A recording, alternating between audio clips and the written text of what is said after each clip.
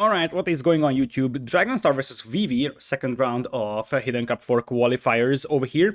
The home maps look as follows. Vivi is picking Bay and Gold Rush, bans Hideout. Dragonstar is picking Island Slopes, bans Cross. Civilizations are looking like this. Cumans and Aztecs are the two bans. Italians were sniped from Dragonstar. He will be left with Lithuanians, Huns, Tatars, Bulgarians, Portuguese, and Malay. Other side, Dragonstar snipes Vivi's favorite civilization, I believe, which is Spanish. And Vivi will be left with Mayans, Chinese, Vikings, Mongols, Japanese, Britons. Fun fact, all of the civs that Vivi has are AOC civs. Even without the snipe, he would be full AOC civs, whereas Dragonstar is mixing in a bit of everything, so with the exception of the brand new civilizations like Burgundians and Sicilians, which have barely been used throughout the tournament. So there were concerns that they were OP whatsoever. I think we had seen one Sicilians play in the entire tournament so far.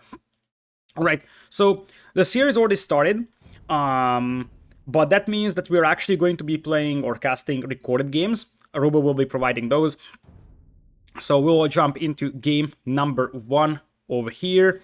Give me a moment to set this one up. And off we go. So welcome to game number 1. Vivi versus Dragonstar over here. We're gonna have Dragonstar playing as a teal Huns on the left side, and the right side is gonna be Vivi playing as Chinese in blue. So he's actually channeling his home civilization power, so to say. Chinese player playing with Chinese. And on the other side, as I said, Huns for Dragonstar. So Dragonstar definitely played super aggro in the last round against Chart, and I would think that we will see something similar to that. I think in a previous round, correct me if I'm wrong, but he may have tried, I think he tried a forward spear skirm scout play. He actually made a Brax, an archer range, and a stable on the front as well. But he wasn't able to keep producing units and villagers at the same time, and that fell apart. That being said, a Hunnic Spear Skirm Tower play could definitely be something to think about for him. As I said, the main problem that Dragonstar is facing with those full aggro strategies that actually helped him win the first round is that Vivi is very, very good to reacting to these aggressive strategies. So, as aggressive as Vivi is as a player, he's also very good at reacting to early aggression, towers. In fact, he's very, very good in tower wars as well. So, it remains to be seen how Vivi can handle this one. Vivi should be the clear favorite of this series. So he's the one with the better mechanical skills by far. Both of these players are very, very aggressive though. But if I had to predict, and that's going to be a tough one, I'm going to say 3-0 for Vivi here. Not because Dragonstar is a bad player, especially in very, very late games. Dragonstar's deathmatch experience could start to show. However, I feel like the main problem that Dragonstar is going to be facing over here is early to mid game, where that's going to be a massive advantage for Vivi. And against a standard player like Chart in the previous round, Dragonstar can make it a messy game and edge out victory. Against Vivi, it's very, very hard to make a game messy, because Vivi himself is extremely good at making games messy and playing very aggressively. Anyways, it seems like Vivi is just going to be playing standard deer push. 3 on wood, so he will be playing scouts. Other side, we have 4 on wood from Dragonstar, so you see that there is already something in the air here for him. Maybe he's thinking on a man-at-arms opening. Anyways, other side, all the deer... Well, actually not all deer, there's actually 2 deer still around that weren't pushed in. Dragonstar could actually see the deer, so he probably knows that his opponent is around here. Because if you see a patch of 2 deer only, that has to be your opponent, because 2 deer doesn't spawn as a patch. It only either spawns as 3 or 4 deers, which means that if you see 2 deers, that means that your opponent is there and he's pushing in his deer. And there is a pre-milled rush here, coming in here for Dragonstar. Let's talk about maps here for a moment. Stone at the back is nice for Dragonstar against a player like Vivi who loves the tower. Bear is on the front, very open, not so great. Gold on the front, very open, not so great. And overall, the front of your base is super open. So overall, this is an awful map for Dragonstar. Other side, he's also running into the TC fire of the Fat Dragon. Definitely far from ideal over here. Vivi's map isn't that great either. The berries are okay. He's got a wood line at the back, but the gold is a little exposed, even though it is wallable if you build your buildings over here. Wall off here, wall off here, wall off here, and you should be good to go. Anyways, this is a premium rush from Dragonstar. That was a somewhat unfortunate board kill spot, definitely not ideal for him. A little bit off, but here come the militias. The question is, what is he able to do with that rush? As it seems like Vivi is actually going for a post-mail rush over here at the end of the day. Not sure if this was the original plan, because he only had 3 on wood, but this is going to be a rush as well from him, but there is no barracks yet from him. Here comes the barracks, as Dragonstar is already coming in here with his own rush. We'll see if that barracks actually goes denied. I don't think it will, because it is close enough to the TC for the town center to be able to help out in this one. Anyways, what is Dragonstar's follow-up to this one? I have no idea, and it turns out that's not even rush. That's going to be a man-at-arms opening here from the Fed Dragon. Interesting that he took 10 gold instead of just making a mining camp there. He probably couldn't afford it, that's what I'm thinking. Or maybe he wanted the rush but then changed his mind and switches into a man-at-arms play. Anyways, now that he sees the militias, he might just make his own and trade it off. We will see if that is the case or not. Dragonstar isn't really bothering walling himself, as that would probably mean that this is not the Rush FC, just the rush into Archer's play. So he's going to try playing standard against the Fat Dragon. Nice quick walls from Vivi. Whereas Vivi, with these militias and already almost up to feudal, it is likely we are going to see a man-at-arms play at the end of the day. So, militias getting through the walls here as... Well, they're not getting through the walls. These are still Dark Age walls, so getting through them is absolutely possible with the militias, but not if Vivi is actually paying attention. Here come the man-at-arms, and as I said, Dragonstar's base is very, very, very open here. He is apparently going for a rush into archers, although 23 villagers rush archers is a little tight unless you push in a lot of deer, and that's not something that Dragonstar did, so I feel like this build is a little bit too tight. And the militias will be getting dangerously close to his base, and he's still not up to feudal age. And when those guys are upgraded to men-at-arms, suddenly getting through those walls will be much, much easier for Vivi. And those are still Dark Age walls, so they go down really, really fast. Vivi is going to find that gold mine just in time, and will start knocking on the walls in a matter of seconds. He might even go for the mining camp, but no, it seems like he's looking for villagers, or he's going for a wood line. He's got a full HP feudal age scout, which can dive in and delay that wall. Look at that. He tried it, didn't work out, but still, palisade wall foundations are really weak, and you're actually attacking that down hills against a Dark Age foundation. Indeed, the wall actually stays up. Vivi isn't playing this one greedy. He's playing this one rather safe, trying to kill the opponent's militias before they could potentially be upgraded to men-at-arms, because now it seems like Dragonstar might go for the man-at-arms upgrade. As Vivi dives in here, Dragonstar just goes for 4 militias to fight this one, but he's getting sort of clapped here in this engagement, and those man-at-arms are still pretty scary. And this wall is also downhills compared to this hill, so you can actually get through that wall very, very easily with your man-at-arms. Same thing for this position over here, and Ripperino, there was a hole. There was a hole. I'm not sure what Dragonstar wanted to do with this rush into Archer's play with such a map. I feel like it kind of feels like he predetermined that he wants to go for this play, but that just didn't really work out with the map that he has had. Eventually, Dragonstar is able to clean this one up here, and he might even be able to preserve one of his militias. Nice micro from Vivi over there. There's a 1 HP man-at-arms left, and a low HP scout. But the thing is that behind this one, Vivi is already getting the archers out, whereas Dragonstar is actually on double ranges already. So Dragonstar may not have taken as much damage as Vivi hoped for. Because truth being told is that Dragonstar had some idle time, but it's only 28 seconds on the TC, 950 on the villagers isn't great, but there is 6 minutes will idle time as well for Vivi, so Dragonstar took a surprisingly low amount of damage from Vivi over here. It looked way scarier than it actually became. Defensive tower coming up on the gold mine. I like that decision from Dragonstar. He knows that that gold mine is key to his victory, so he's gonna be going for that. Also starts walling off the right side of his base, so he does with the left side. And that means he might actually be playing pretty passive over here. So the two civilizations are actually pretty close when it comes to versatility on a map like Arabia. And the ecos are also rather close as well. Probably the Chinese player has a little bit better eco, but it only shows in the slightly more food in the farms because no players will have horse color right now. So, as I said, given the circumstances, Dragonstar is pretty much in this one. I thought he's gonna get destroyed by this Man-at-Arms Rush, and as I said, Vivi is the clear favorite, but by no means he's behind. In fact, 3 villagers behind compared to a Chinese player is absolutely viable and completely something that you are alright with. Anyways, with that, Vivi is gonna be fully walled. He didn't make a defensive tower, which could actually be helpful later on at adding additional TCs. And his full eco is also a lot more well developed. So, while Dragonstar is going for a double range archer aggression, and he also went for fletching, his opponent is just dropping range number 2, and he has to kind of go for a skirmisher play to defend at home, as he's counterattacking with the archers on the other side.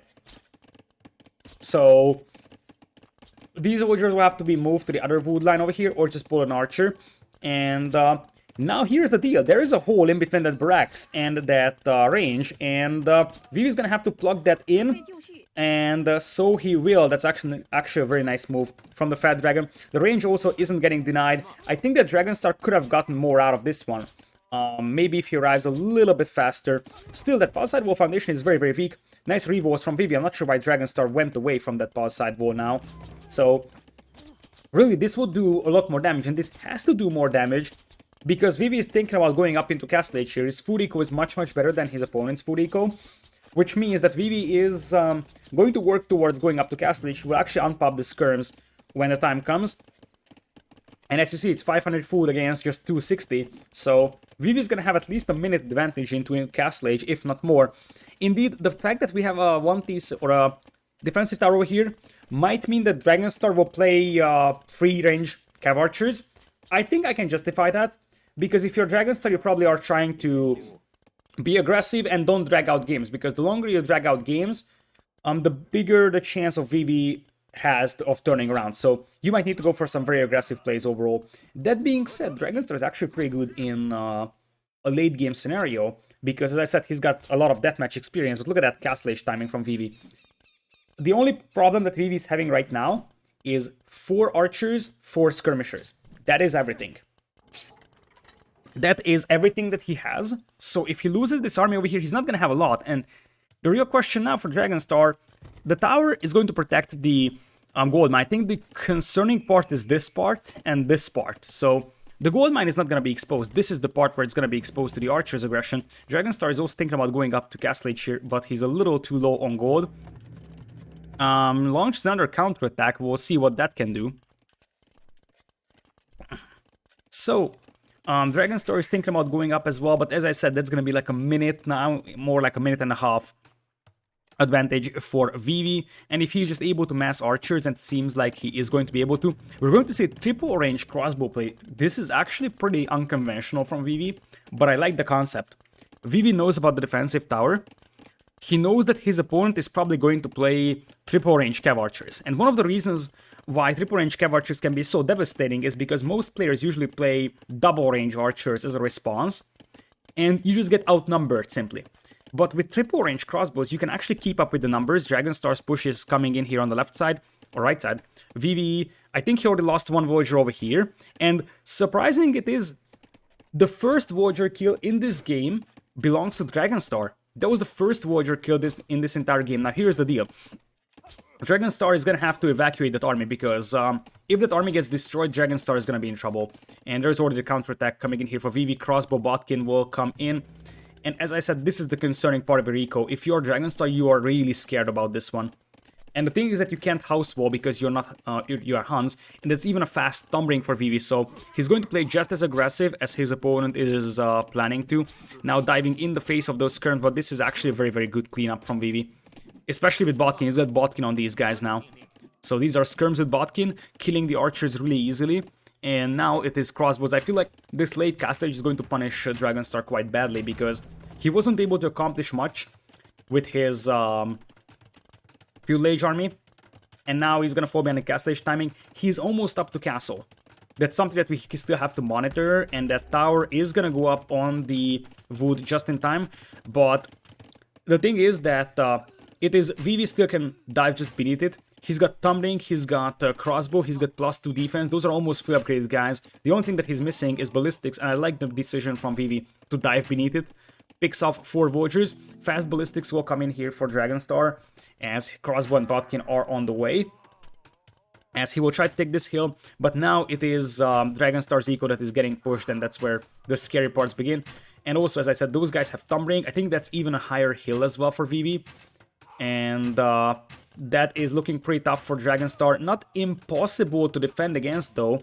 Now he takes the hill, and Vivi is going to lose those crossbows. It's going to be 13 versus 14 crossbows. The problem is that now it's 36 wheels against 45.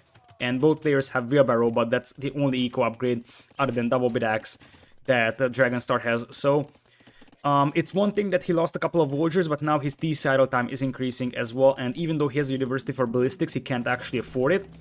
Now it's Cav Archers though. So here's the deal. What you have to do now is be able to mess around the 6, 7, 10 Cav Archers and start raiding with that. Because one thing that you're gonna have advantage for is mobility. Who is blue? It's Vivi. Yeah, true. I haven't had the names in the title, but it's Vivi. Crossbows. That's actually a nice fight for Dragonstar over there. Picks off 2 Ballistics coming in at the same time for both players. And the concern, as I said, that he's having is that these guys already have a +2 defense, and they also have Tumbling, whereas Dragonstar's crossbows do not. 1 TC play from both players, but I think Vivi is adding TC number 2 and 3. That's where the problem starts for Dragonstar. So it's a 1 TC sort of Cav Archer all-in type strategy here, whereas his opponent is gonna play 3 TCs. That being said, Vivi is down to very, very low amounts of crossbowmen. And Dragonstar is gonna go full all-in here. There's the forward siege workshop. I like the fact that he understands that he has to go all-in here, sort of. So he's not messing around. He says, okay, now I have the advantage. I'm gonna start pushing. Vivi still is playing free range crossbows, as I said, to try and compensate for the fact that he's got lower amounts, or he's up against free ranges as well. If that workshop goes up, it's a little bit more passive now for Dragonstar, but he wants to make sure it goes up because he wants manganose over here. A monastery comes in here for Vivi to collect relics. He's going to be on free TC soon.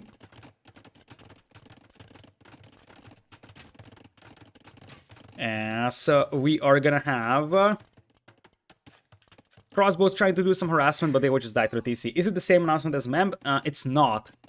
It's actually something different, let's say.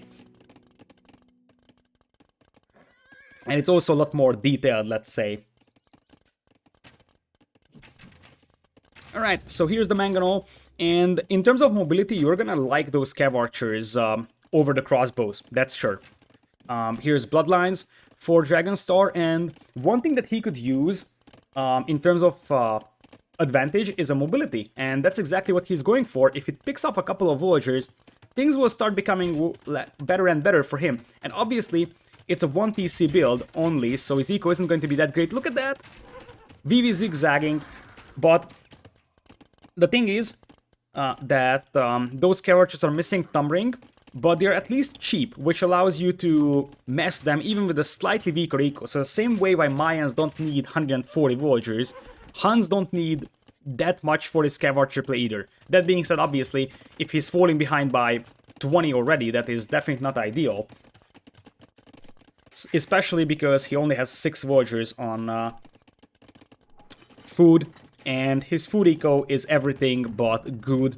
So this is, as I said, a Castle Age all-in here from Dragonstar. He played really aggressive against Chart in the previous round, and now he's gonna have to do that as well over here. If he's able to take some good manganol shots though, like the one that he just took, that could still start snowballing the game over here. Vivi evades the first manganol shot. The second manganol was a little bit mispositioned, as crossbows are actually going down quite rapidly over here, and the Cav Archers are coming back, so they could hit the gold mine while Vivi is actually looking away. It seems like Dragonstar will commit to this fight instead, but I feel like Dragonstar could have gone for a gold mine. and killed a couple of Voyagers over there instead. Now he's shooting up hills with these Cav Archers, and I feel like this push is slowing down. And in a situation where you're kind of Castle Age all-in, a push slowing down like this is definitely not ideal, especially because Vivi is going to be able to make his own Scorpions or Mangonels. So here's a Mangonel though. The gold mine of Vivi is still a little bit exposed, but now it's a 25 Voyagers lead, so Dragonstar really needs to finish this game off really fast here. Forward castle, not even an option for him, so he's not on stone. That's not gonna happen. Vi's gonna have to make a defensive tower on his gold mine. Mangonels missing the shot on both sides, and that's gonna be a nice 1-for-0 for Dragonstar, but then loses the Mangonel to the TC immediately after. A couple of crossbows launching a counterattack over here. Luckily for Dragonstar, he's gonna spot this, otherwise he could have lost a lot of Voyagers on that gold mine, as the Mangonel is going for the town center. Dragonstar is buying a bit of a stone. I wonder why. Is he thinking about the forward castle here? As Mangonel pops out now for Vivi, tries to get a shot out. It's gonna get killed by the Cav Archers, but now Vivi's got a lot of elite skirms. He popped them out at the same time as the Mangonel came in, and that's only 14 Cav Archers now. Many of them are very, very weak. So Dragonstar bought 100 stone. I have no idea why. Maybe he had the idea of buying himself a castle and dropping a forward castle, but that is not even going to be possible in the next 5 minutes. Monastery now, that was just a wrong hotkey apparently, because he didn't take that seriously. More and more Cav Archers are coming, but Vivi is gonna be expanding even further, and it's now 35 Voyagers lead. Even though this TC melts, unless there is a considerable amount of damage done here by Dragonstar's push, which seems somewhat unlikely right now given the fact that he's up against a lot of skirms and Mangonels. And Vivi is also on stone. So even if Vivi loses that TC, he could either go for a defensive castle, or he could go for guard towers, and guard towers is actually a very nice way of holding off a Mangonel's aggression like that as well. So I think that the options are just getting lower and lower now for Dragonstar, because those guard towers will be able to hold off his Mangonels. The TC isn't really going down either, and now, as I said, guard tower should be able to take down the Mangonels without any problems. Even if this DC is lost, I feel like Vivi 22 on stone, he can just go for a castle himself. Now Dragonstar is trying to expand his eco, but it's too late for that. It's a 50 Voyagers lead now for the Fat Dragon, who is also not impossibly far away from Imperial here if he wants to go up. Dragonstar is buying more stone. But what for? Is it towers everywhere? No, he's buying TCs. I forgot about that. So he's trying to buy stone for TCs. But I mean, Vivi is having a 50 Voyagers lead at this point. Going for a castle here, and I think after that castle goes up, he will just buy himself up to Imperial. And either tech into Cavalier, or he might just go for full skirms. I don't think True Canoe is gonna be a play here, although that could definitely be something he thinks about. But I feel like if he techs into Cavalier in Imperial Age, he can just snowball this one. Maybe even Camo could be something that he considers, so Imperial Age heavy Camos should have no trouble dealing with these Cav Archers. The Cav Archer numbers are fine now for Dragonstar, but this push has stalled out, and as I said, Vivi is about to go into Imperial, which would probably mean an Imp GG from Dragonstar. Yeah, Chukanu Ram could also work out, although Chukanus are a little bit problematic because of the Mangonels, but yeah, Chukanu would definitely be viable here. I'm not saying it's... Chukanu is always a good option, to be honest. Now, Lord Doubt smile upon us. If Dragonstar wants to have a chance at coming back into this one, he has to take fights like this one, killing quite a lot of Voyagers. But still, that doesn't change the fact that he's still behind by 40 Voyagers. His opponent is going into Imperial, whereas he has 11 Voyagers on food and no food in the bank, basically. So, yeah, it's annoying for Vivi, but nothing that actually decides the game, to be honest. He could add 3 more ranges and just go for a couple more skirms. Castle comes in here. With multiple castles, as I said, Chukanus may also happen, but there is the stable, so we might just see a Cavalier switch, or honestly, it might just be some light cav, so you can actually get a couple light cav into the opponent's eco and start raiding it. Dragonstar, once again, trying to force another Doubt castle over here, but I think that's gonna go up before the Cav Archers could actually go through these walls, so that's not gonna be a fold out castle over there. Dragonstar, is that a TC number 4? He bought another 100 stone right now.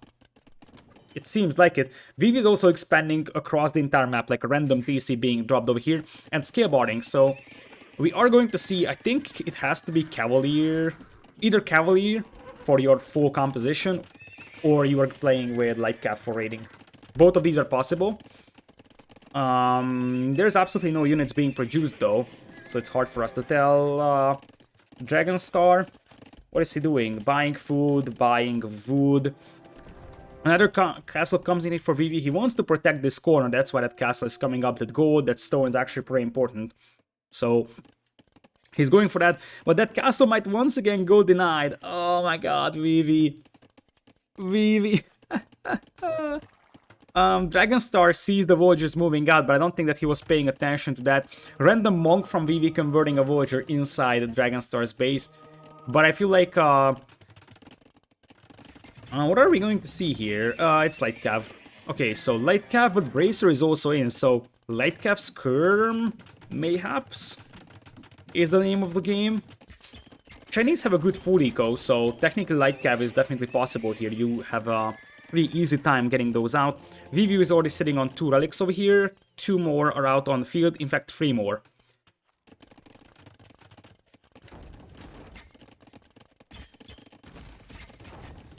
So one of the mangonels do go down over here from Dragonstar. He still has a couple of Cav archers running around, but he's nowhere close to imping himself, and eventually will just get raided. Vivi. Vivi. Vivi. He converted a villager and placed the stable inside the opponent's base to make Light Cav. Nice reaction, by the way, from Dragonstar rolling that one in. That's actually a pretty nice reaction.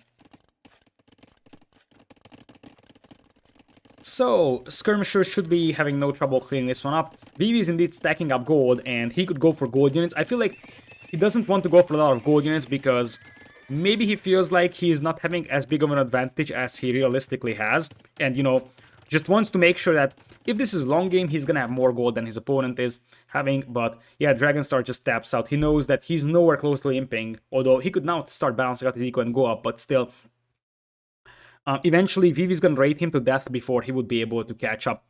Which means that this all-in didn't work out from Dragonstar. Vivi grabs game number 1 over here.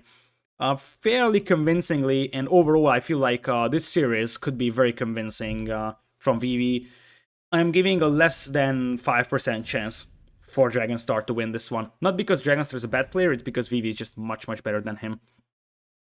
Alright, so the next game is coming up right away on the first home map of Dragonstar.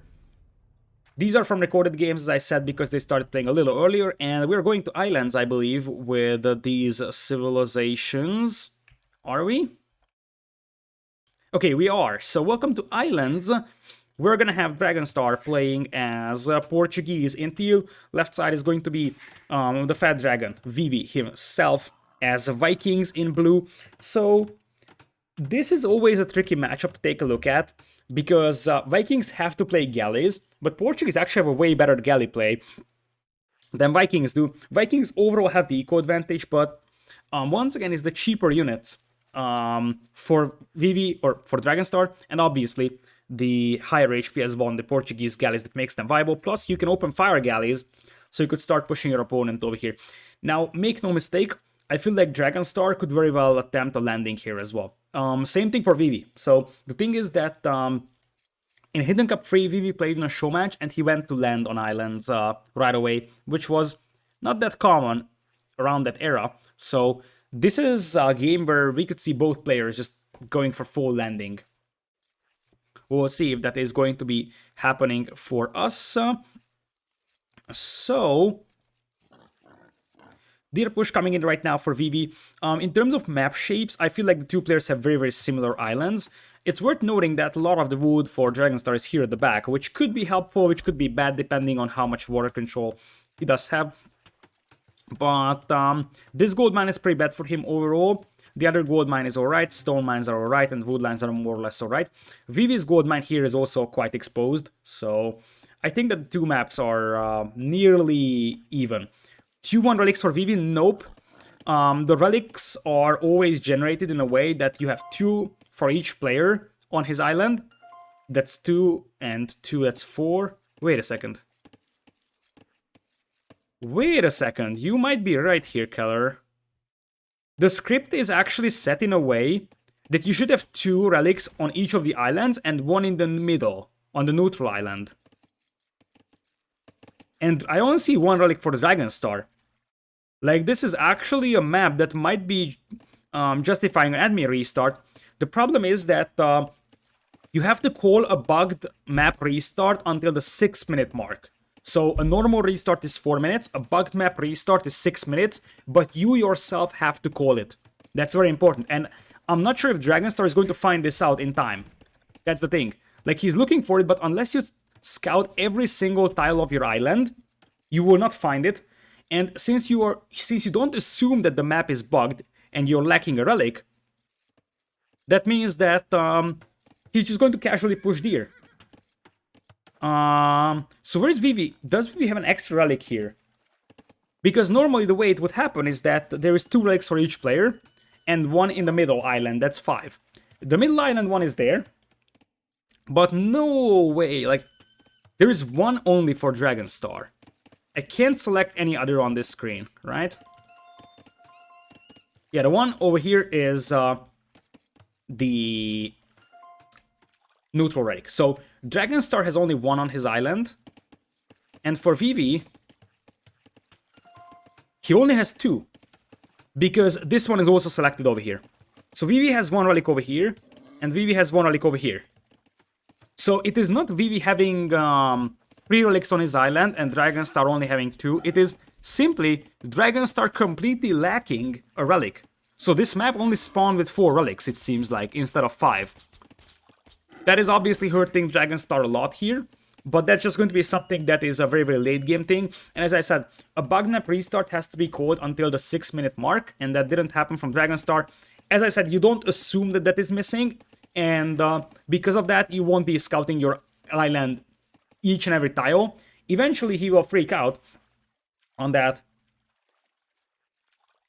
So, still, I don't blame Dragonstar for not finding this one out. No one would assume that. This should be an admin restart. The problem is that, as I said, like, this is actually very, very contradictory, because the rulebook, I actually went through the rulebook of Hidden Cup, specifically says that bugged map restarts have to be called until the 6-minute mark. Normally, I would also say this is an admin restart. However, since the rulebook specifically states that a bugged map restart has to be called until the 6-minute mark, that for me means that it is the player's responsibility to find out that they have a bugged map. But I'm not going to lie, this is very unfortunate for Dragonstar, and this is also something that has to be looked into for clips later on. The thing is that one of the reasons why this is tough for an admin restart is because an admin can't always be present in every series. This tournament has basically 1 admin, and that's Robo. And there is multiple series going on simultaneously. It's nearly impossible to keep track of all the games going on. And obviously one could say, why don't you have 8 admins that are just checking games so that everything is right? But the simple reason of that is because normally you don't need 8 admins, and you also need to pay 8 admins then, which is quite a significant expense. So this is very unfortunate, I'm not going to lie. However, based on this matchup, I'm not 100% sure if that's going to be something that influences the game. If it does, it raises significant questions, because so far this map script has been very, very consistent, and I'm not even sure how this happened, because it is not like... if it is a relic that spawns on Vivi's island instead of the island of Dragonstar, I would have said it's just something wrong with the lands. Obviously, that would have been even worse. But no, this is just 1 relic missing completely from Dragonstar. So, with that, we will have forward docks from both players, and we will have fire galleys versus galley opening. And that means that you are gonna have galleys coming in here. Yes, you could ask volunteers for adminning. However, you also have to consider that You may need a couple of volunteers for this, as Vivi is looping around with the galleys. Let's see if he can actually pick off the fishing ships. Galleys are actually better at killing fishing ships than fire galleys are at the beginning.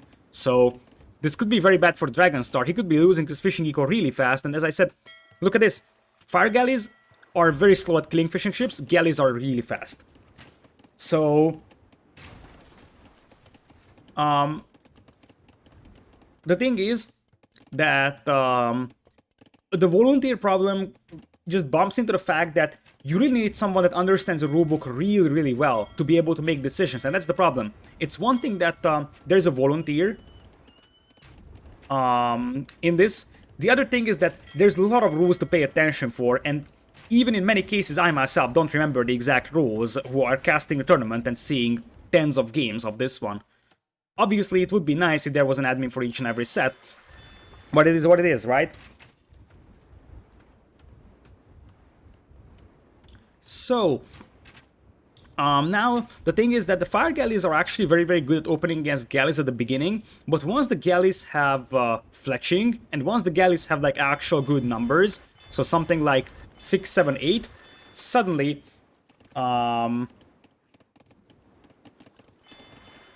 the numbers advantage will be heavily on the favor of Vivi, and Dragonstar is trying to play standard over here, but that is going to be a little bit problematic because Vivi is clapping him on water right now, to be honest.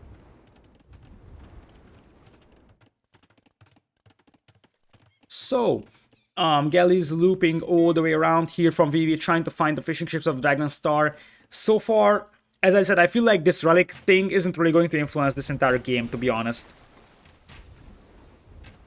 Because, as it seems for me, Vivi is dominating water. He's got galleys with fletching already, and as I said, this next wave of galleys is just waiting to be unpopped. Very nice macro so far from Vivi.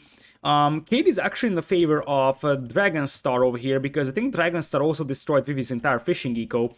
But still, once the demos pop, the fire galleys will be history. And here come the demos. Dragonstar is not paying attention. That's some huge demo hits over there. And, well, that is another fire galley going down. Oh boy, this could be a short game. Because Vivi is being very dominant here. And the thing is that behind this one, Dragonstar at 2.5 minutes idle time. And that means 7 Voyagers lead plus wheelbarrow, because Vikings will have the stronger eco compared to Portuguese here. So right now, 13 galleys against 8, a 6 Voyagers and wheelbarrow lead. That almost feels like GG here, to be honest, because that big eco lead for Vikings will mean that they will just beat you to Castle Age here very, very easily.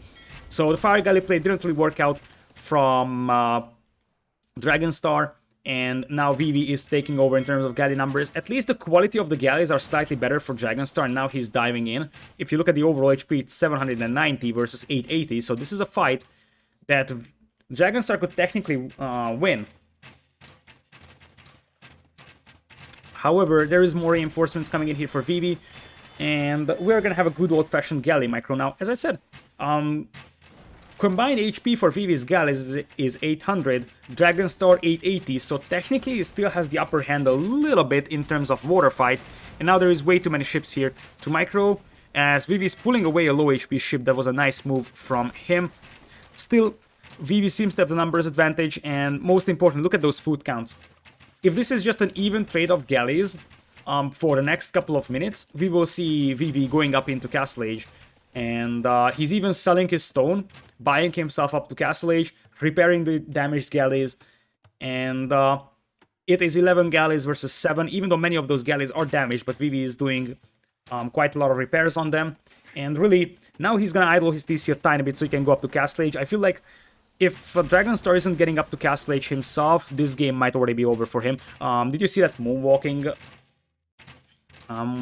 galley here? Oh boy. This might be... This might be a very one-sided game over here. Dragonstar is trying, but the problem is that, as I said, this is gonna be an even trade of galleys, and Vivi is gonna be going up to Castle Age. Dragonstar is nowhere close to going up. So... The thing is that it is still 10 galleys versus 10, but how are you even going to compensate for that castage deficit? We got Black Ronin with the Prime sub. Thank you so much for the new Prime sub. Welcome. I appreciate your support. So, the combined HP on these ships is now better for Vivi as well. And as I said, 4th dock is coming in here with a better castlage timing. He actually did a lot of voyages on berries, so that wasn't really nice. But Vivi is looking pretty convincing over here. Now, Dragonstar is also selling stone, but obviously because he is doing that later than Vivi did, he's gonna be working with slightly lower market prices already, and he's still far from clicking up, so that's gonna be at least 2.5 minutes advantage for Vivi into Castle Age. That feels very, very, very disturbing for Dragonstar, who might need to commit to this fight when he sees that Vivi is up in Castle. Because if you don't lower Vivi's ship numbers here, he's gonna get War Galley, he's gonna get Botkin, he's gonna clap your fleet, and then you're just gonna lose your docks on the front here. Nice macro over there from Dragonstar. Still 9 galleys against something like 8 or so. Castle Age is in for Vivi. He will be able to afford War Galley and Botkin at the same time as well. War Galley is apparently queued up behind one of the ships. And both of these upgrades are actually researched pretty fast. So Dragonstar is doing his best to dive in over here and lower the amount of ships that he's going to encounter as he's going up to Castle Age himself. But he's gonna be 2.5 minutes behind. And that is, as I said, a lead that is extremely hard to throw away if you're Vivi. Especially considering that Vivi's eco overall is going to be much, much better. So the villager count is already even, and Vivi is already up to Castle Age. And he also has Handcart, and his opponent doesn't even have Wheelbarrow. So, as I said, this is the problem that you're facing. Your opponent is going to get War Galley, and doesn't even have to destroy your entire fleet if he takes down your docks and prevents you from adding more ships. I would think that Vivi is going to go for a fast ballistics over here, because it is an early War Galley fight. Galleys trying to intercept some straggler reinforcements here.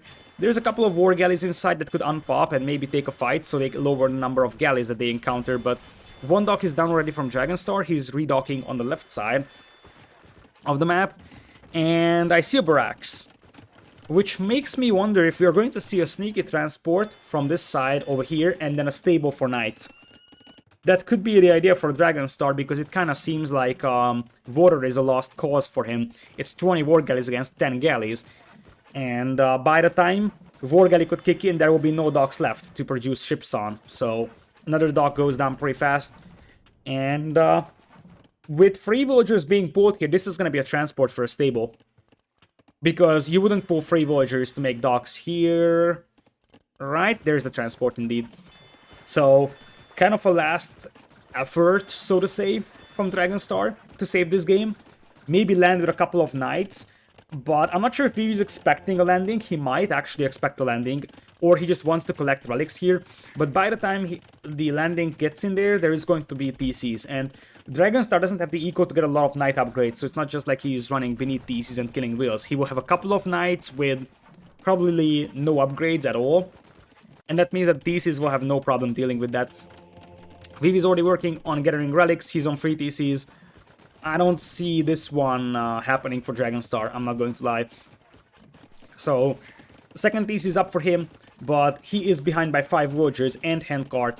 Also, he's adding a lot of farms without Horse Color, whereas the opponent has Horse Color as well working for him. And Vivi places the second TC on the stone, which means that soon we could see Vivi thinking about the castle, which in this situation is either here in the middle island to just further increase the lead that you had, or you are going to just go and YOLO land your opponent. You have all the water control here, so you can just land here and drop that castle. It is worth pointing out that, as I said at the beginning of the game, this gold mine is quite exposed, so the War Galleys can deny that very easily, which means this is the only gold that Dragonstar has access to, and he isn't even upgrading here to War Galley. Now, this should be an alarming sign for Vivi, because if your opponent is still not upgrading to War Galley, that means that he's not going to fight on water, and what could he possibly be doing if he's not fighting on water? Obviously, he would be landing. Siege Workshop and Stable coming in here. Something that Vivi does not see, but he might actually send this scout over there because it's fairly obvious the landing will come either over here or here. Anything else, he has a good vision on. So, this is actually a very, very nice spot for Dragonstar. And If Vivi doesn't notice this, I think Dragonstar could potentially surprise him if he brings in, like, I don't know, 5, 6 knights and 3 or 4 rams, but he shouldn't show this one just yet. I'm not sure when Vivi is gonna spot this. I'm not sure if he saw the scout, as he's already taking down this DC over here with the War Galleys, but if he spots this one, I think this push is over. The only chance here for Dragonstar is if he's somehow able to get a lot of rams, like 3-4 rams with 6, 7, 8 knights supporting is what you need here. Dragonstar gets 1 knight on the field and 1 scout. The scout is gonna actually be able to pick off the monk unless it jumps into the TC, but now Vivi has that all the time in the world to react to this one, as here comes Monastery as well. But behind this one, Dragonstar's TC is getting taken down here, so Vivi is gonna have the majority of his eco untouched, whereas Dragonstar isn't really gonna have any safe eco, as Villagers might even be pulled to take that Mangonel down, because there isn't really a lot of support to that. And now that night arrives, they would just turn back and run back home, and there's gonna be a stable as well for Vivi. He could also make a couple of Spearmen. It looks scary, but it really isn't, especially with War Galleys coming in here. They will start taking on that stable with absolutely no chance from Dragonstar to prevent that. And this TC also went down from Dragonstar. Vivi is also 10 on stone, which means that he could actually think about dropping a castle relatively soon. Monk, trying to get a conversion in. And indeed, the Fort Villagers are the target by Vivi over there. Takes down the Mangonel as well, loses a ship in the process, as now scouts are coming from Dragonstar to try and snipe monks. Still, another siege workshop on the way from Dragonstar. I think he knows that he will eventually lose this one. If Vivi gets a defensive castle up, this is absolutely game over. If not, maybe Dragonstar can capitalize on this aggressive play, although I think Vivi is just waiting for about 3-4 knights to pile up. He still has an 11 villagers lead. Obviously, this is not as ideal as it could possibly be, and you can see that Vivi is also doing a little bit of a panic move over here, sending like 20 villagers on stone. So he really wants a castle for himself, but he's gonna wait until he's like 5 knights, and then unpop them, dive in, snipe the monks, snipe the mangonels. And behind this one, he could also send a couple of war galleys to clean these buildings up. Would be nice if he actually targeted the transport for him. Also, he might actually be able to range those villagers on the stone as well. I'm not 100% sure. This TC is slowly going down as spearmen are diving in to try and snipe the scouts. It seems like we had 1 spearman getting converted. Nice mangonel shot over there from Vivi, picks off the monk, and those monks are important because they will be the ones converting the potential knights from Vivi here. Vivi unleashes the knights. This monk, I think, is out of conversion power because there was a spearman converted. Indeed, it's not converting, so that is, I think, Vivi's cleanup. And yeah, that basically is the end for Dragonstar. He tried it, but this game was pretty much lost, I believe, right as Vivi reached Castle Age. 2-0 for Vivi so far. Very, very, very one-sided, I have to say. So, I'm trying to be positive here, but as I said, I give a less than 5% chance for victory for Dragonstar, and so far, it seems like I was right about that. It's not because he's a bad player, it's because Vivi is like 1 tier above him. In fact, he had to pull an upset to get in here. He upset Chart, but now this should be an even bigger upset if he wants to have any hope of winning this, and it seems somewhat unlikely. So, we're waiting for Robo to post the 3rd recorded game. If that game isn't still going on, we can actually check if that is still going on, because we might have actually gotten caught up with the live games. So, Dragonstar. Let's see. You are 1200 elo. How many tiers is Vivi above you? Probably like 15 or so.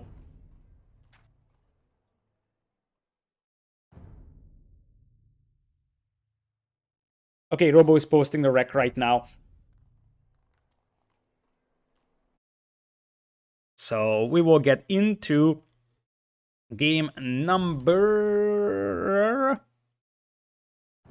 3 over here.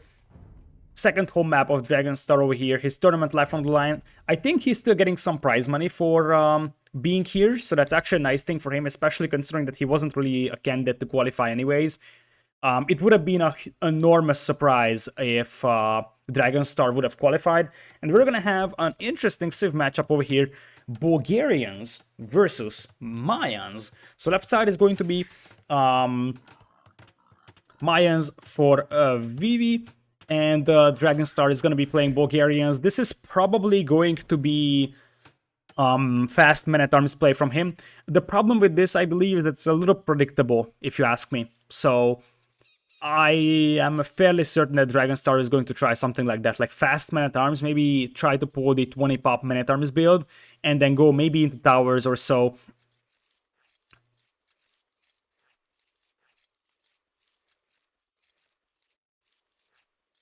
So, other side is a Mayans for Vivi. I'm not sure what prompted Mayans here, to be honest, for him.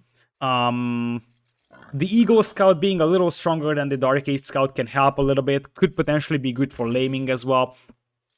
But I feel like for Vivi, especially after seeing the first two games, this is probably more related to the fact that he doesn't want to reveal strategies. He just wants to make sure, okay, I am fairly confident I will qualify, or, well, not qualify, but I will at least get to the next round.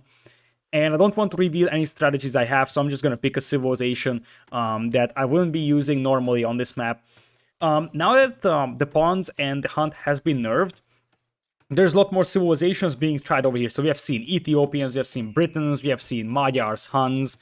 Like, I think this map actually has the most or the biggest civ variety of all in the tournament. And that is because players don't really know how to play this map. Some players are not going for the pawns and the hunts, some players do.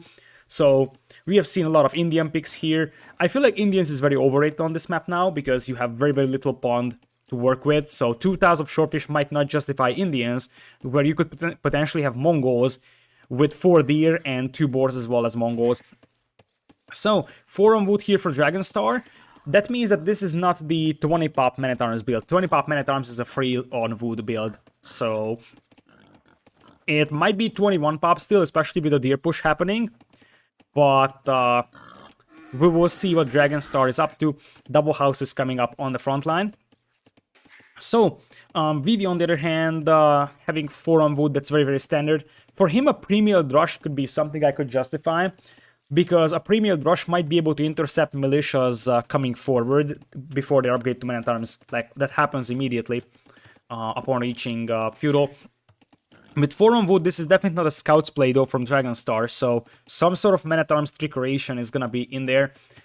But I feel like it is very, very predictable for Vivi. And Vivi could also go for his own man-at-arms, even though obviously the timing of that is going to be a little later. It seems like Dragonstar's scout is being chased down by Vivi's scout over here. Both scouts are at full HP. And if Dragonstar takes the hill, he could actually take down that eagle relatively easily. Second board for Vivi over here beneath the TC, derping out a little bit, but it's still going to be fine. Jumps into the TC. That's actually very, very nice board timing as well. Look at that. Just when he finishes the first one, he's going to be able to attack the other one. That was very nice from Vivi. Anyways, here are the militias, but this is actually more like a Premier Rush rather than a man-at-arms play, which raises the question of why Bulgarians here then? What's the idea? This is definitely not a man-at-arms play anymore.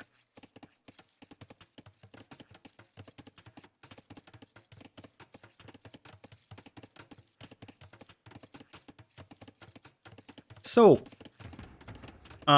maybe the element of surprise is what we're looking at, and we might see something like a maybe even a Drosh FC attempt here into Knights and Siege could be something he considers. But I feel like against the Vivi, that is kind of suicidal, because Vivi isn't shying away from towering you. I just don't know what these militias are meant to be doing here. Like, they're not special by any means. Bulgarians don't get any Dark Age bonus to help you out with the Drush here, so the only thing that you're getting with the Bulgarian Drush is the element of surprise, so to say. Because now the question is, what is Dragonstar gonna follow this up with? 3 more Vultures queued up and then Loom, which means that this is a 24 Vultures up, so it's a Drush into Archers with Bulgarians, but correct me if I'm wrong, but Bulgarians is one of the very few civs that do not have crossbowmen. Now he tries to get 1 Voyager kill over here, and he does, So the Mayan extra Voyager advantage is now gone for Vivi, but the scout has been damaged, and as I said, I feel like the unit composition that the Dragonstar is imagining here is something that I dislike very, very heavily. Because this is a rush into archers. Vivi tries deleting those walls, but that was a little sloppy from him. Deleted that a little bit late. So the berry villagers are off, and this rush is actually doing work here for Dragonstar. The real question that I'm having over here, as I said, is the problem with the follow-up. So it's one thing that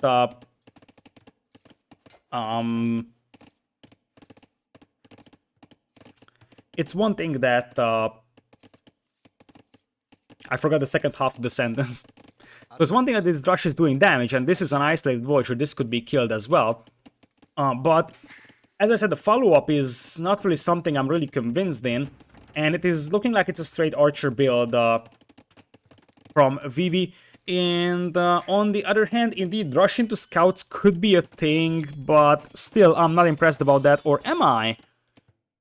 Or am I impressed? This rush is actually doing a lot of work over here, even though Vivi hasn't been losing a lot of Voyagers, but the idle time that it's forcing is actually pretty admirable. This rush is actually very, very good from Dragonstar. I'm impressed. And these militias are still sort of alive, and when you reach village, now if you're Dragonstar, you think about trying to preserve those militias. Because you will get the free man-at-arms upgrade, so you might as well try to keep those guys alive until you have the man-at-arms upgrade. It seems like Vivi also moved out for the shorefish here. I'm not necessarily a big fan of that male positioning, but that's towers. This is converted into a 4 militia or 4 man-at-arms soon. Man-at-arms towers play. That stone mine is quite exposed, so it is something that is somewhat understandable. Man-at-arms marching right into the base of the opponent. And it was somewhat predictable that we were going to see Bulgarian man-at-arms over here getting through the walls. Vivi is in a bit of a trouble here. So he's gonna have to quick gate this one. Gate once again is very, very weak here in Feudal Age, and the man-at-arms do get through. And indeed, one of the reasons why man-at-arms are a little stronger than they used to be is because the walls are much, much weaker. Now there is archers over here for Vivi. Another man-at-arms comes in here from Dragonstar as a tower versus counter tower is coming in. Yeah, indeed, like at this point I feel like Dragonstar is going in full YOLO mode. He's trying to tower the gold. This is actually something that's a decent idea, if you think about that. This is the gold mine that Vivi was trying to use, and without gold, you're not actually stopping the man-at-arms because you don't have gold for archers. Now, that tower is gonna get destroyed really, really fast over here, but it doesn't change the fact that Vivi doesn't have gold, which means that Vivi can only go for skirms, and skirms aren't good against man-at-arms. I think this is a full all-in feudal man-at-arms towers play here from Dragonstar. But if this gets cleaned up, this is GG for him, and he, I think, knows that. The problem that Dragonstar is facing is that he can't afford to lose the man-at-arms. So, for Vivi, as surprising as it sounds like, I feel like trading Voyagers to man-at-arms may be something that he can justify to a certain extent. Now, obviously, he doesn't want to lose a lot of Voyagers, but if he cleans this one up, he's going to end up losing basically the same amount of Voyagers as his opponent did. And also, the Villagers are an excellent meat shield to help the skirmishers clean up the man-at-arms, because skirms deal 1 damage to man-at-arms, but if you have Villagers as a meat shield, over time, the skirms will wear down the man-at-arms, and as you see, the man-at-arms are slowly running down in numbers, and this push is stalling out. Villagers are getting killed left and right, though, I have to say, so Vivi lost 8 Villagers in the process, but I think Dragonstar is going to lose 4, and that is going to compensate for this for Vivi, more or less. So, this is still not a good, this is still not a bad opening from Dragonstar, to be honest. This is definitely the best opening that he has had in this series so far. He went full YOLO, and it seems to pay off. The problem that he's going to be facing soon is that he's losing these Voyagers, and he killed 8, he lost 4, but Mayans also had 1 extra Voyager, so that means that he's only going to have 4 Voyagers lead, right? Yeah, he's gonna have only a 4 Voyagers lead over here. Nice trap over there by Vivi. And the other problem that he's gonna be facing is that Vivi can now start making archers, and those archers will be pretty devastating against Dragonstar. However, Dragonstar is not giving up on this just yet, because his transition to scouts is actually pretty clean, and I have to say that this is by far the best game that Dragonstar has been playing, and one of the reasons why that happens is because his eco is actually pretty strong here. He cornered Vivi within his own base, but that means that he's able to move out to both of these spawns and grab the extra shorefish. Dragonstar is playing this one really well, and now the scouts are coming in here. Only 3 villagers. Another couple of wheels could die from Vivi here, and if Dragonstar wants to win at least one game, this is the game to win, because now I'm saying that he's having the upper hand. It's only 2 archers from Vivi, and there's already a couple of scouts on the field against what is basically pure skirm army from the Fat Dragon. 31 villagers against 27, and Dragonstar also has access to the Shorefish and the Hunt here on the outside, which gives him a very, very nice boost. He doesn't have double bit axe, but other than that, I think Dragonstar is sort of controlling this game over here. Still, eventually we'll see what Dragonstar can accomplish with his scouts play over here, because now spears are gonna be mixed in, and Dragonstar still adding scouts. For now, starting to add farms. Scaleboarding is gonna be coming in quite early for him. He might go full feudal, because he can run past this town center. So if he grabs bloodlines here, I would have preferred the +1 attack here, I believe, but that's something that he already has. So it's +1/+1 scouts with no bloodlines. I think if Dragonstar waits until he has bloodlines and then runs in, he can actually take a good engagement over here. So I think he needs to wait until bloodlines, but with bloodlines, he could run in and start causing a lot of chaos inside Vivi's eco. The mobility advantage is still on his side as the man-at-arms are bashing through the walls. And now they run past the tower here. Vivi actually fails the quick wall. And funnily enough, I would have thought that the better chances for Vivi are on the open maps rather than the closed maps. In this one, still Vivi is trapping that army over there. And that's going to be a lot of spearmen, archer, and tower fire. And that's the entire army of Dragonstar going down really fast over here. Dragonstar is very, very heavy on stone indeed. Look at Vivi just trapping that army over here. I think what Dragonstar needs to do indeed right now is just buy himself up a castle and try to go for knights and maybe then a forward crepost to help it out.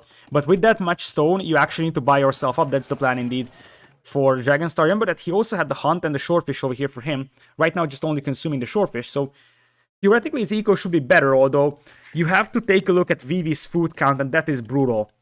Already 500 food in the bank for Vivi, so at best, I think the castle age time for Dragonstar is going to be even to Vivi's castle age time. It's not going to be better. There's bloodlines coming now, and you have to ask the question if that bloodlines could have been a lot more helpful before. And just a bit of a stolen sword, as it seems like Dragonstar wants to play this one with a full feudal push. Triple stables, bloodlines, still making scouts and not going into castle age. He wants to go all in feudal, but his opponent is going up to castle age. And if Vivi gets into castle age, he will just tech into crossbow, and that is game over, I believe. Because all Vivi will need to do is just vow himself up and tech into crossbowman, and he's gonna be able to finish off the game. Worst case scenario, he can even go for pikeman. That's actually an okay fight here for Dragonstar, but the problem is that it isn't compensating him for the fact that he's not going to reach castle age in this game. And the spearmen are still here alongside the archers. Those are also cheap archers, so the cost efficiency of these fights for Dragonstar aren't as good as it could possibly be. And even the extra hunt and the villager advantage isn't compensating him for the fact that Vivi's gonna be up to castle age, and when that happens, I think this is game over. Because, as I said, Dragonstar is going for a full feudal all-in. I don't think he's expecting his opponent to be up, otherwise he will be moving a little bit more rapidly. Now, unleashing the scouts, Vivi knows exactly that this is happening, so he's stonewalling in his stone villagers. He's walling up his entire base. He might lose his entire army over here, which would be an absolute disaster. Or just open the gate, which would be even worse. Now, truth being told, that's an open gate, and that's a lot of bloodline scouts. I think Dragonstar has to commit here. He can't afford to just sit back and chill. Vivi trying to quick wall this one. Nice quick walls over there. With only a couple of skirmishers left to kill these scouts over here.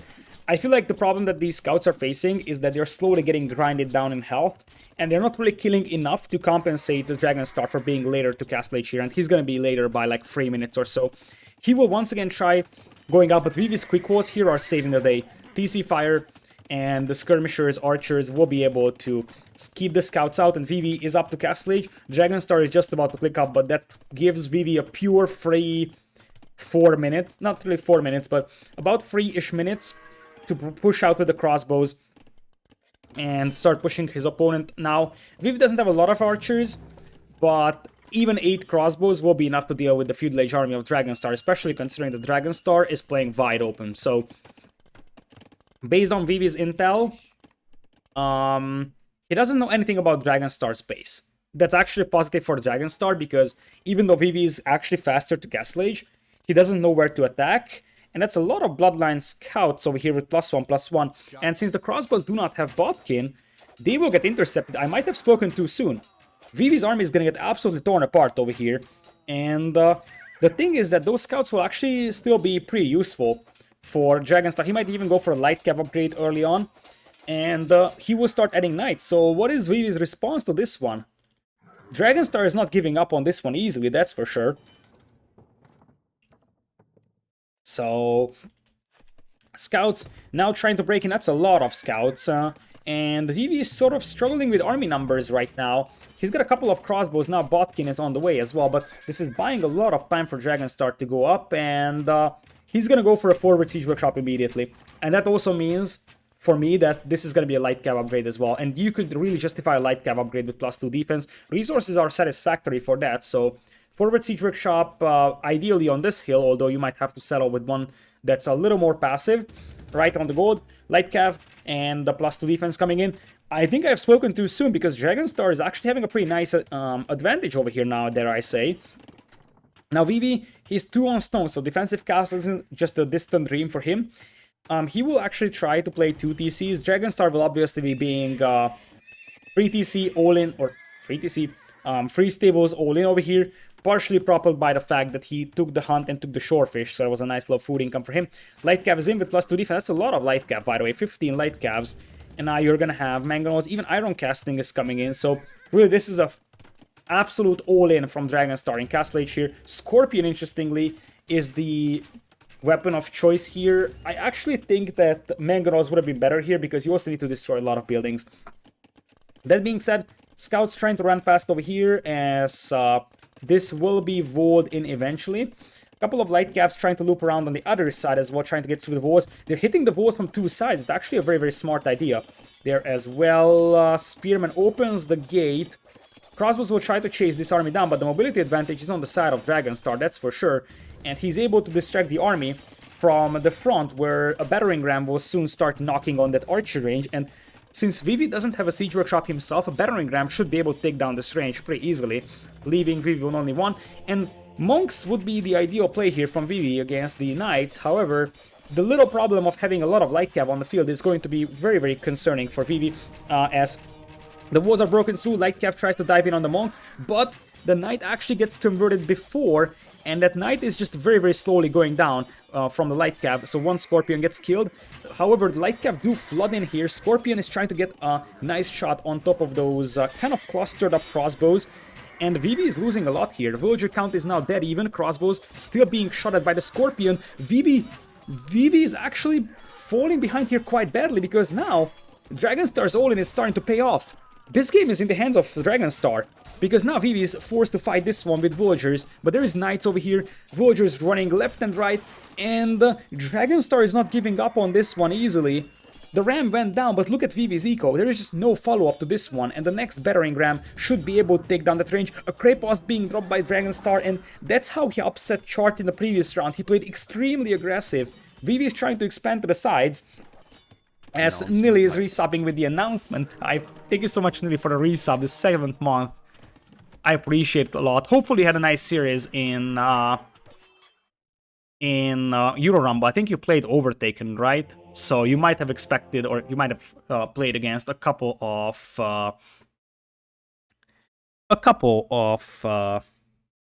all-in strategies, just like we have seen Dragonstar winning one against Vivi here. I feel like it was a clutch move from him that he was able to intercept the crossbows heading his way. Because the thing is that without those crossbows, Dragonstar was able to secure a forward position. Siege Workshop came in. The Scorpion did a lot of work, so Dragonstar did a lot of light cav chasing the crossbows, and you also have to keep in mind that the crossbows pretty much had to be clustered up over here to avoid getting surrounded by the light cav, but the Scorpion did a lot of damage to them. And it seems like the 32 to 5 Voyager KD is looking pretty decent for Dragonstar here. He's not ready to leave just yet. Alright, announcement will be after the final series of the day, which is Hart versus Rubenstock. So since we are gonna have game number 4 over here as well, it is likely that Jordan versus Kaposh will be live games because that starts in 1 hour. And after that, Hart versus Ruben will be Rex. I will be casting the Hart versus Ruben Rex with T90. So that's also going to be something. And after that, we'll have the announcement. That's the plan. All right, I need to set the scoreboard over here because I have to say I did not expect this one to happen. As one-sided as the previous games were, in the favor of Vivi, this one was pretty cool from Dragonstar. I have to add that Dragonstar stone or Vivi stone here wasn't great. So if you think about game number 1, in game number 1, Vivi was able to stall out a very similar push with a defensive castle. Here, this didn't happen. Game number 2 was a disaster for Dragonstar. He tried playing standard, but that didn't really work out. He just got clapped on water.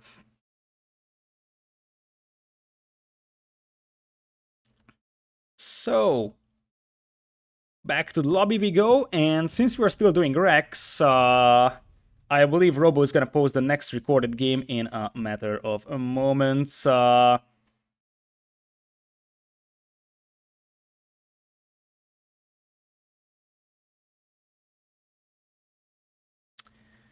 Okay, so here's the deal.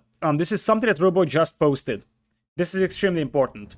Game number 4, they were 25 minutes into the game, where one of the players dropped and they weren't able to restore.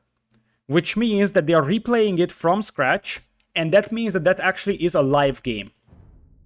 So that's very, very unfortunate. We don't know who was leading, who was losing, but clean sheets for everybody. We'll be jumping into Bay, which is Vivi's first home map. I'm not sure how deep they are in this game, but what I would prefer to do is that since it's Dark Age, I'm tempted to say let's try catching up with this as much as possible. We're gonna have Vivi on the left in blue, as Mongo's right side is Dragonstar, as Lithuanians in teal. So it seems like both players are settling with these very, very standard colors. So that is the fast Lithuanian dock over here from Dragonstar, which is gonna give him a nice little boost. And this is a tricky matchup because I feel like Lithuanians and Mongols do have the answers to each other. And I feel like Lithuanians' early push could be pretty devastating here as well. Interesting is the fact... Wait, there is no shorefish here. What am I talking about? So Dragonstar is fine going back home. So the thing is that Lithuanians, I feel like, are actually better in early to mid-game than Mongols are. But once this game goes very, very long, I think Mongols will have the upper hand when it comes to unit composition, when it comes to just the overall shape of the game. Anyways, both players will have a very, very fast feudal age over here. In fact, Vivi might go up to feudal right away, idling his TC for a moment, because he's getting the Mongol hunt for himself, and I think he went for some 2 very, very early boars. You cannot push deer in here because their deer is so far out. But at the end of the day, Dragonstar is gonna be falling behind in feudal age timing. He's got 1 extra fishing ship over here, second dock on the way for him. Nicely quick pulls the Voyager around. And with that, we are gonna have Fire Galleys coming in here from only 1 dock for Vivi. He can't afford a second one right now, instead goes for Bidax.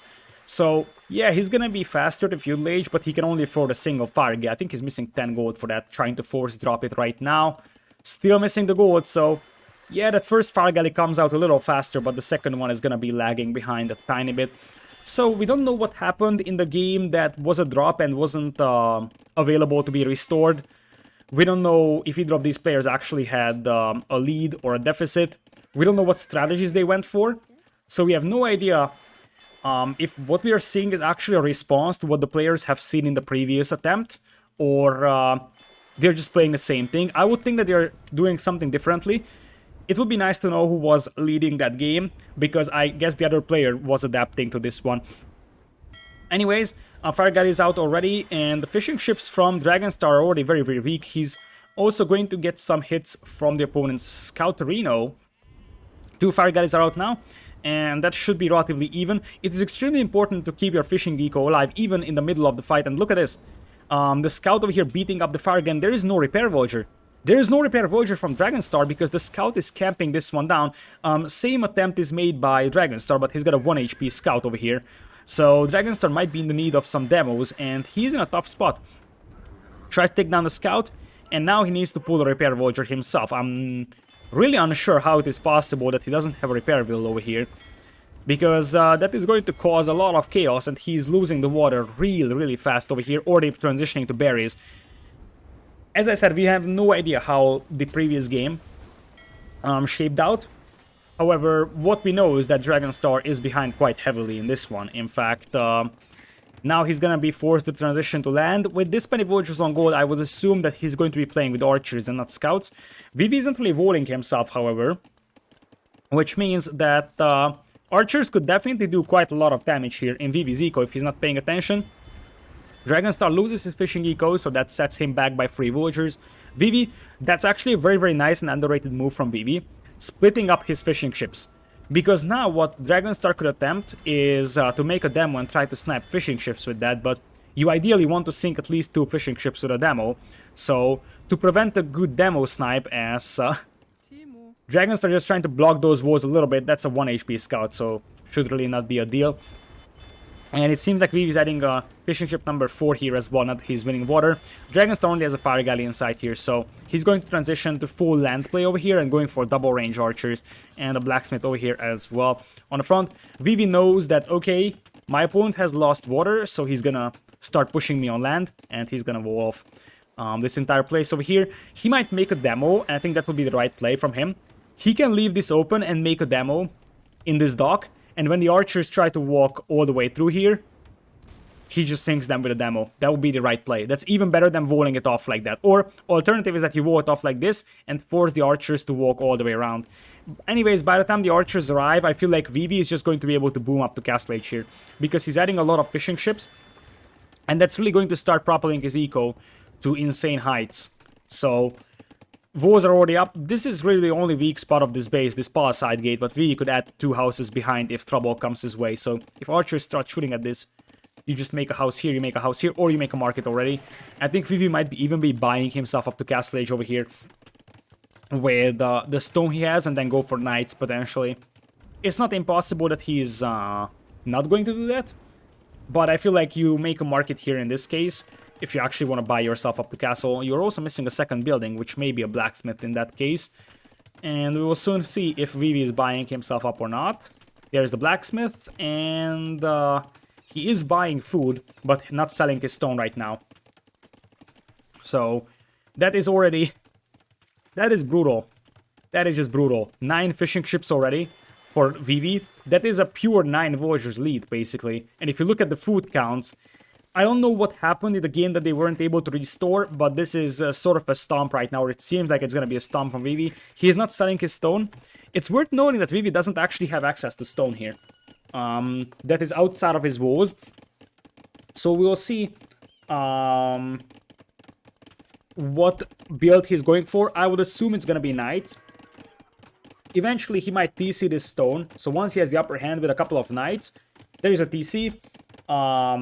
You are gonna have knights out, forward siege workshop potentially, and then just pushing the villagers off from the gold. Dragonstar is playing wide open, by the way, so just 2 knights could cause a lot of chaos here already. So, archers in here. Vivi is just gonna make a house here, or a stable, yeah, whatever. There might be... there's actually... he noticed the hole. That's always a tricky hole to notice, because the bamboo in the feudal age... Japanese or Mongol blacksmith model actually feels like it as closed. I have seen many players being tricked by that, but that is not actually acting as a tile, so these bamboos can often be misleading, but Vivi noticed that. Double layer palisades, nice reaction on the other side, and also this is reinforced. The only thing I'm missing here is a demo, just to make sure that those archers can stick through the shallows here. Dragonstar will try to get himself up as well, but why are we lagging? Are we having the memory issue? Not really. Still, a capture age restart might actually help eventually.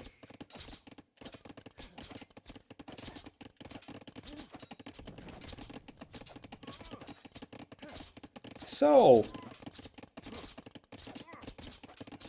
Knights will be coming out here, no surprise about that. There is +1 defense on them, but these are only Feudal Age archers with fletching, so you might be able to get it up. That's actually... a TC that's a little ambitious. That's a very ambitious TC here, considering that the archers are roaming free over here.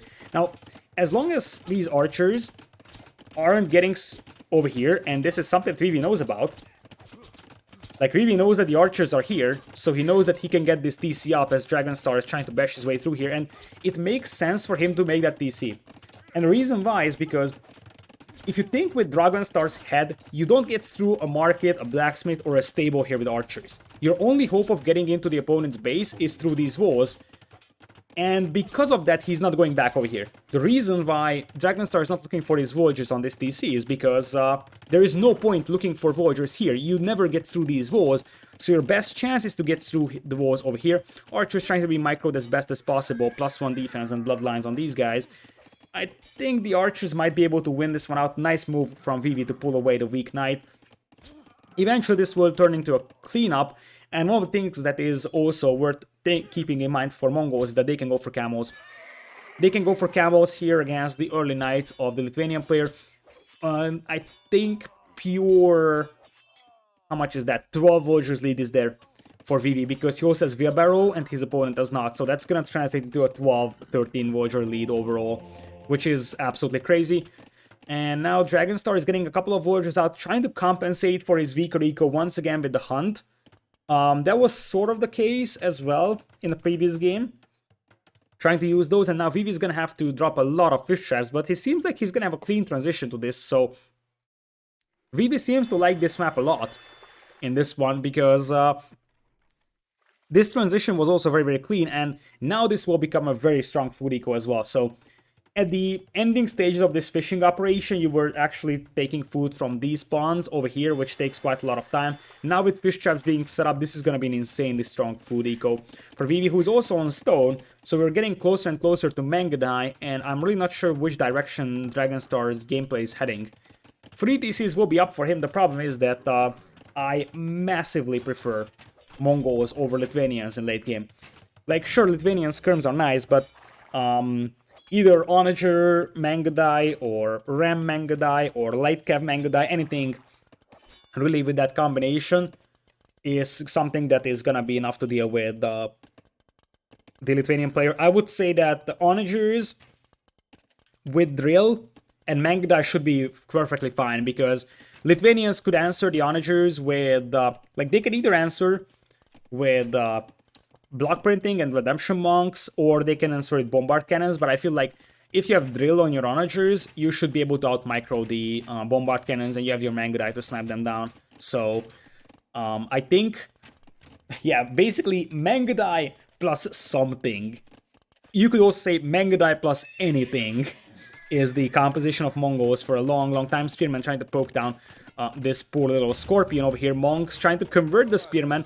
Lady might actually lose her life in the process, and so she will. Scorpion is still alive as the crossbows are breaking in here. Vivi is going for a 4 TC boom as the crossbows are still alive, but another scorpion pops out. And yeah, this is not going to be a strong push here from Dragonstar. He's going to lose a couple of crossbows. Vivi lost a couple of wheels, but look at this food eco. He also has a bunch of fire ships over here, or fire galleys. He should be patrolling these on the shoreline to make sure that Dragonstar isn't redocking and trying to snipe this fishing eco. It is somewhat unlikely, but it's better to be safe than sorry. You could just patrol these guys over here to make sure that your fishing eco is safe. Anyways, it looks like Dragonstar is also adding villagers to stone. What I could think about is maybe hoping that he can secure a forward castle for himself with an early push. And then with a forward castle, he might be able to get an edge over his opponent, but it seems unlikely once again, because Vivi is almost ready to drop his own castle. That first castle will be going down. I think somewhere around over here is something you could attempt, depending on where those crossbows are.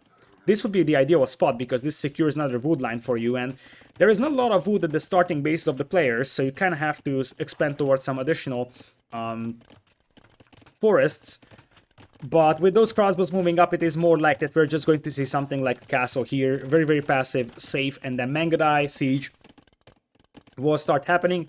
73 villagers against 64, but eco upgrades are much better for Vivi.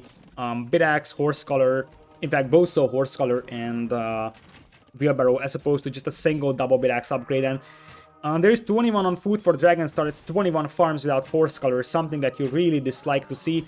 Nice micro from him, scaring away the monk from converting those knights. And Dragonstar is once again going to go full all-in here. And truth being told, the castle is still not up for Vivi, but he's going to drop it now. If this castle goes up, I feel like that's game over for Dragonstar, because once again, he's going to try getting this push in. But that castle isn't going up right now. Alternative plan for Vivi is to kind of give up on this TC and try to place his castle a little bit more backwards. But you also have to keep in mind that this is the only stone mine Vivi has access to. But I think that now this castle is going up. Because it seems like Dragonstar is not paying attention to that. I don't think that he knows about it. And by the time he's going to figure out there's a castle coming up, as he's trying to save his siege workshop from the fire ships that are destroying it, that actually is a pretty decent way of using those fire galleys, believe it or not. Because this forces Dragonstar to pay attention over here, and that actually allows the castle to go up. So Vivi gets the castle up. He's got an 11 villagers lead, much better eco upgrades, even handcart now. Heavy plow handcart, it's full eco upgrades for Castle Age for Vivi, whereas Dragonstar doesn't really have any Castle Age eco upgrades, to be honest. He's even missing Feudal Age upgrades. Fletching on the way for the Mangadai alongside Husbandry, Bloodlines, Ballistics, all the things that you can imagine here. Like, at this point, the only hope for Dragonstar, I believe, is if he's getting a castle up here, and he's somehow beating his opponent to Imperial, traps this down, and denies the stone. That's the only thing I can see here for Dragonstar. Because otherwise, he will just get overrun by Mangadai, and Vivi is 17 on stone, so that's gonna be a second castle pretty soon. I would think that that second castle might actually go up here, because that would be a safe castle to produce Mangadai at, and it will also secure this part of the wall. Alternative would be somewhere around over here. The daily monk race is actually happening over here. Who's gonna get the relic first? Why do I have a feeling that Vivi's monk was a little bit faster moving over here, and it seems like Vivi's monk is also going to get an unfair advantage of arrows at the back of the opponent's monk here. Feels bad, man. Vivi wins the race for the relic for today. Anyways, Scorpions are now out alongside a couple of Manganos, as Dragonstar may lose his forward position over here, which would render any hope of getting a castle up here basically non-existent. And there is a chance that Vivi will even try getting his second castle up on the front, or at least somewhere around over here. Because he's going for a couple of Mangadai, and he should be able to secure this position. Loses one monk to a Mangano. Mangano might even take a shot on the other monk or the fire galleys. But still, the fact that the fire galleys are doing a lot of damage to these buildings actually helps a lot for Vivi, believe it or not. Look at this, that siege drop is going down really, really fast, and that helps Vivi quite a bit, because this would be the ideal castle spot for him, and I think he's waiting for that to happen. Food count is looking really cool for an Imperial Age, and he's selling wood to go up. So soon Imp is coming in, and I feel like this might end up being an Imp GG here from Dragonstar, because I see very, very little hope for him from being able to counter the Mongols late game over here. He fell behind early on, and like the game that he has played on slopes was good because he was able to achieve a lot with his early pressure. But there was no early pressure from him coming in this game. I don't think that he can actually deny this castle. He might kill 3, 4, 5 villagers here, but yeah, it's already 60%. And he might not even find that castle, so this is going up as well. He's gonna have a defensive castle over here, but Mangadai might just run past, as Vivi is also looking for relics quite aggressively. He already has one relic inside. Obviously, he's looking for relics because he's up against Lithuanians, something that we shouldn't forget, and that's actually a nice idea from him. He's walking all the way around. I think he's looking for this relic, but that was, I think, already taken by the Dragonstar. So he could yoink this relic, he could yoink this relic, but that is still going to be some time. I feel like this is not going to be decided on relics, though. In fact, I would be massively surprised if it was. So Mangadai on the way It is 14 Mangadai soon with Imperial Age upgrades. Dragonstar is gonna click into Imperial himself, but he's gonna be about 2 minutes behind. 2 minutes behind against the Mongols player like this is an absolute death sentence. There is an archer range coming in for Tumbling. Bloodlines is in as well as Husbandry, Ballistics, so we're just missing Tumbling and we're just missing Elite. By the time that Vivi gets into Imperial, we are gonna have all the upgrades for this Mangadai, and there is a skirm play from Dragonstar, as expected. The problem is that the skirm play here isn't going to do much, because as I said, Vivi could go for Rams, Vivi could go for Onagers, Vivi could go for Light Cav. Anything to complement these Mangadai will be satisfactory over here. Vivi up to Imperial, as Dragonstar is just getting the skirmishers out, Partisan Tactics, Chemistry, Bracer right away.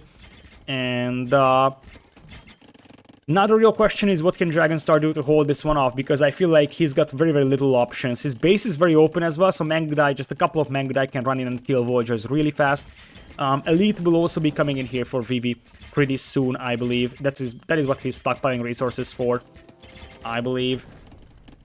Or Onager could also be one. He has a Siege Workshop over here, but he's not making anything, so I think it's going to be pure Mangadai for now. And honestly, he has a huge food eco, so it might make more sense for him to go for the Light Cav play. But another Siege Workshop comes in. I think it's going to be for Rams and not for Onagers. And he could mix in quite a lot of Light Cav, because he's not going to use that 55 villagers on food to anything else, basically. So it's not like he needs any more upgrades now that he has the Mangadais, so he might as well spend that food on something, which is either selling it or potentially going for Light Cav. It's going to be Rams indeed, Kept Ram on the way. He could have made the Kept Ram upgrade on this Siege Workshop at the back and then start training Rams already, but that's something that he didn't do. And with that, Mangadai are already out. These skirms only have +1 Pierce Armor against full upgrade Elite Mangadai. Monk gets sniped off, and the mobility advantage will also be on the side of Vivi, who is just running straight into the base of his opponent, as Rams are already being prepared. Massive market use from Dragonstar over here as he's trying to come back into this one, but I think the score speaks for itself. 9.1k against 6k. We don't know what happened in the game that dropped and wasn't possible to be restored. What we know for sure is that Vivi has a firm control over this game, and with Siege Ram, Siege Tower. A Siege Tower. Now that is unprecedented. Dragonstar was trashed, you say? Okay, so I think that's actually a better scenario for him than this one is. Tower shields coming in here for Lithuanian skirms, but still they will just have +3, I think, because they're even missing the Castle Age armor upgrade that's just coming in. And the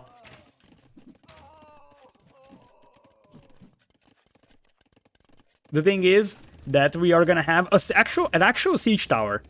I think this is just a misclick from Vivi. It has to be.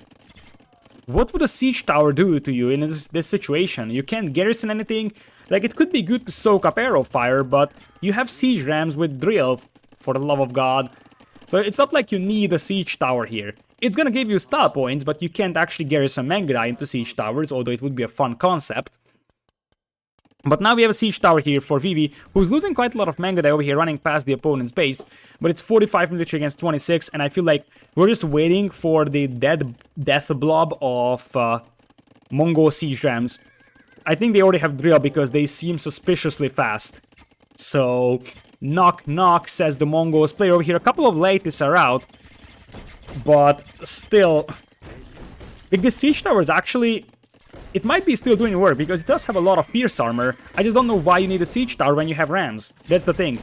Now, the Mangadai are taking a rather inefficient engagement over here, but still, Siege Rams will actually take some fire away from the skirmishers, and the skirms are still missing the Imperial Age armor upgrade, so they only have +4, and more important numbers weren't there. Dragonstar taps out, and Vivi, after game number 3, ended up sort of an upset from Dragonstar in that game, as Vivi got surprised with an all-in. But Vivi had a very, very dominant game over here. It can tank arrows, it is cheaper than Ram. Yeah, maybe, but it doesn't actually kill buildings, and it's not like you are really in the need of cheaper units. That's the thing. Look at this. Vivi could easily afford more rams if he wanted to. He doesn't need cheap siege towers to just tank arrow fire when you can make one of the best siege ram in the game. It's the fast, it takes down buildings, and it also is having an insane pierce armor, and I don't think that resources were the concern here. Anyways, GG's, Dragonstar tried it, and I have to say that for him, taking away one game from Vivi is something that is already a good accomplishment. As I said at the beginning of this series, I gave less than 5% chance for Dragonstar winning this one. He has had some good moments, but Vivi is at least one tier, if not two tiers above him. Still, Dragonstar pulled an upset in the previous round, and made this series at least partially competitive, especially game number 3 was sort of a pleasant surprise for me to see some... I think that game was actually fairly competitive, because for a moment it seemed like Vivi is coming back, and then Dragonstar was able to finish it off, but obviously Vivi was the clear favorite of this series, and you see why.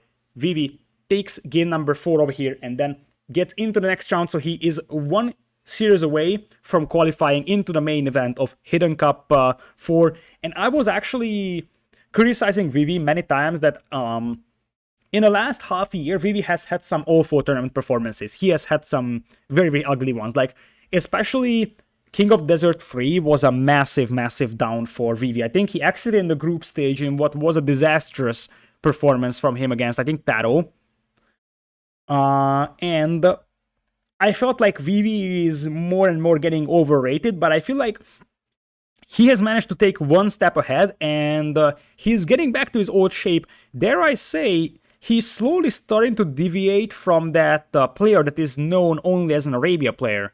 And mechanically, he's still very, very skilled, and I feel like Vivi is evolving here. He's a sneaky, sneaky candidate right now, because you see that he's playing rather clean.